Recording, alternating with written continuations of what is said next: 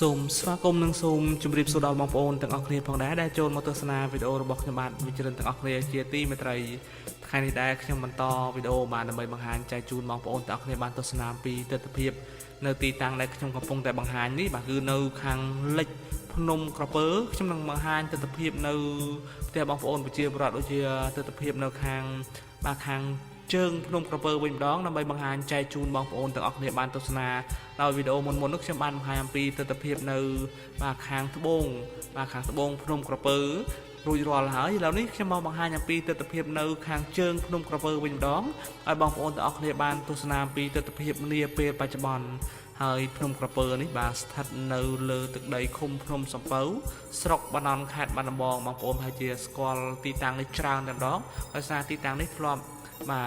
ជាកន្លែងប្រវត្តិសាស្ត្ររឿងខ្មែរយើងរឿងព្រេងខ្មែរបងប្អូនរឿងប្រវត្តិភ្នំសំពៅ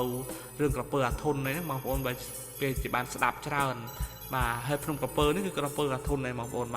ឡូវខ្ញុំនឹងបង្ហាញអំពីទស្សនវិជ្ជានៅទីតាំងនេះនឹងឃើញមានភ្នំសំពៅភ្នំក្តោងភ្នំ